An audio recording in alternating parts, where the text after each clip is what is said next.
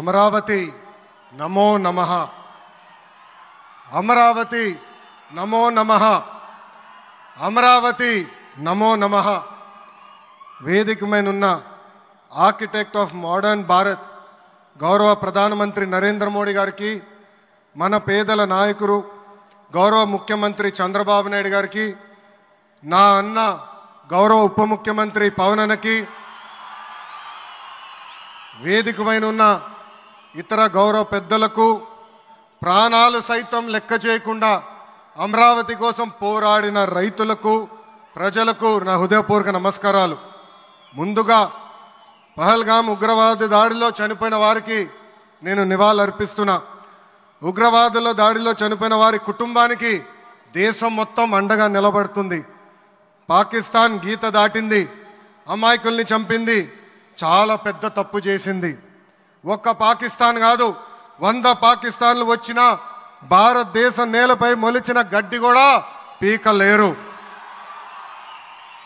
100 పాకిస్తాన్లకు సమాధానం చెప్పే ఒక్క మిసైల్ మన దగ్గర ఉంది. ఆ మిసైల్ ఏంటో తెలుసా? నమో గౌరవ ప్రధానమంత్రి నరేంద్ర మోడీ గారు. సింహం ముందల ఆటలు ఆడకూడదు, ఆడితే ఏమవుతుంది? మన సింహం నమో కొట్టే దెబ్బకి వరల్డ్ మ్యాప్లోనే పాకిస్తాన్ అని మిస్సింగ్ రావటం ఖాయం. ఈరోజు పాకిస్తాన్ ఆర్మీలో పనిచేసేవారు కొంతమంది రాజీనామా చేశారు, కొంతమంది సెలవులు పెట్టిపోయారు. దట్ ఈస్ మన నమో. నమో కొట్టే దెబ్బకి పాకిస్తాన్ దిమ్మ తిరుగుతాం ఖాయం. ఈరోజు నేను గర్వంగా చెప్పగలుగుతున్నా, ఎంటైర్ నేషన్ స్టాండ్స్ విత్ మన నమో. కేంద్రం ఈరోజు కులగణన చేయాలనే నిర్ణయం తీసుకుంది. ఇది ఒక నిర్ణయం కాదు, ఇది ఒక సంచలనం. Wear others hesitated for decades, Namo acted, rewriting history with courage. True to his commitment to empower the marginalized and deprived, Namo's bold stroke will deliver social justice in its truest form.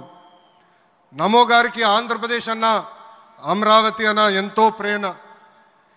ఇప్పుడు ఆయన ఢిల్లీలో ఎంత బిజీగా ఉన్నారో మనందరూ తెలుసు. ఆయన ఈ కార్యక్రమానికి వచ్చారు. 2024 ఎన్నికల్లో ప్రజలు ఎన్డీఏ ప్రభుత్వానికి 94 సీట్లు గెలిపించారు. అందుకే మన ప్రధాని నమో గారు ఆంధ్రప్రదేశ్ కోరిన అన్ని కోరికలు తీరుస్తున్నారు. మొన్నే విశాఖపట్నానికి వచ్చి railway zone, NTPC green project, Nakkapalli bulk drug పార్క్కి నిధులు కేటాయించారు. ఏకంగా విశాఖపట్నం ఉక్కు ఫ్యాక్టరీని కాపాడారు. ఇప్పుడు అమరావతికి వచ్చి నిధులే కాదు పనులు కూడా ప్రారంభించబోతున్నారు. మనం ఒకసారి గతం కూడా గుర్తు చేసుకోవాలి. 2014లో రాష్ట్ర విభజన జరిగింది. కట్టుబట్టలతో మెడబట్టి మన బయటికి గెంటేశారు. ఎక్కడి నుంచి పరిపాలించాలో తెలియని పరిస్థితి. కానీ మన సిబిఎన్ గారికి సంక్షోభాలు కొత్త కాదు. ఒక పక్కన సంక్షేమం, మరో పక్కన అభివృద్ధి చేసి చూపించారు. అందరి ఆమోదం తెలిపిన తర్వాతనే అమరావతి రాజధానిగా ప్రకటించారు. రైతులు చేసిన త్యాగం వల్ల ఈరోజు అమరావతి ఏర్పడింది. ఒకే రాజధాని, అభివృద్ధి వికేంద్రీకరణ అనే ఎజెండాతో మన ప్రభుత్వం ముందరికెళ్ళింది.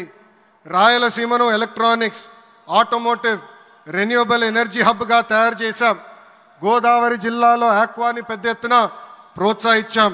ఉత్తరాంధ్రలో ఐటీ, ఫార్మా కంపెనీలు కూడా ఆనాడు మనం తీసుకొచ్చాం. కానీ 2019 నుంచి 24 వరకు విధ్వంస పాలన మనం చూసాం. మన సిబిఎన్పై ఉన్న వ్యక్తిగత కక్షతో అమరావతిని చంపేయాలని చూశారు. ఒక్క ఇటుక కూడా పెట్టకుండా 3 రాజధానులంటూ 5 సంవత్సరాలు గడిపేశారు. 8 ఏళ్ల పిల్లోడి దగ్గర నుంచి 80 సంవత్సరాల వృద్ధుడి వరకు జై అమరావతి అంటూ జెండా బతుకుని రోడ్డు పైకి వచ్చి ధర్నాలు చేస్తాం, పోరాటాలు చేస్తాం. మనందరం చూసాం. జై అమరావతి అన్నందుకు రైతులకి సంఖ్యలు వేశారు.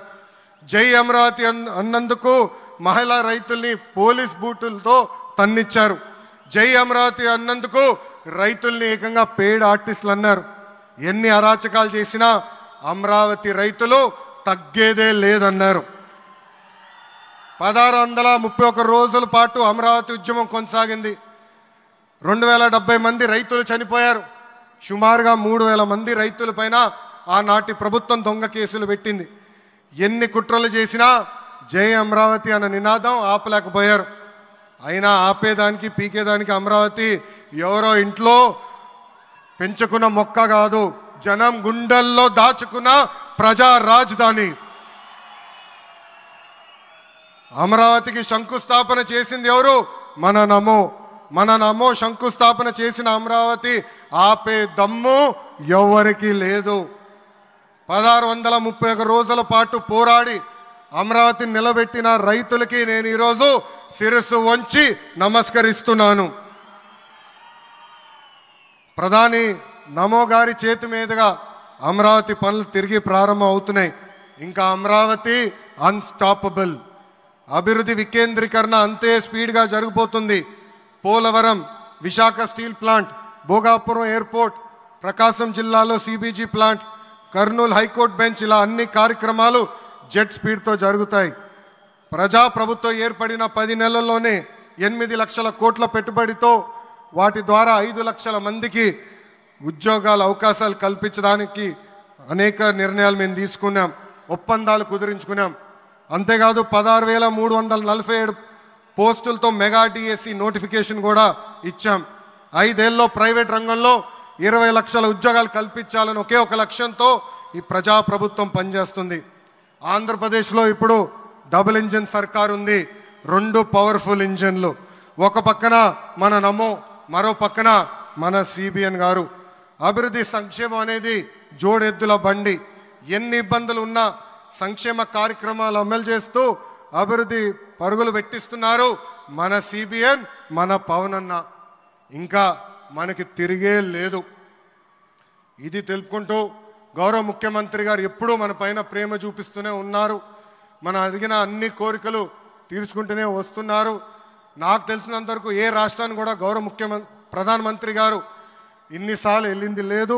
దానికి నేను హృదయపూర్వక ధన్యవాదాలు తెలుపుకుంటూ జై అమరావతి, జై అమరావతి, జై అమరావతి, జై ఆంధ్రప్రదేశ్, జై ఆంధ్రప్రదేశ్, జై ఆంధ్రప్రదేశ్.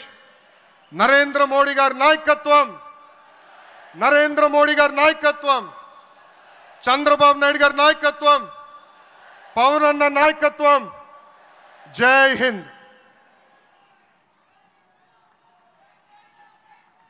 అద్భుతం. ఒక ఉత్తేజపూర్వకమైనటువంటి ప్రసంగాన్ని అందించారు శ్రీ లోకేష్ గారు. ధన్యవాదాలు. ఇక తదుపరి తెలుగువారి గుండెల్లో, ఆంధ్రుల హృదయాల్లో చిరస్థాయిగా నిలిచిపోయేటువంటి ఒక నాయకుడు,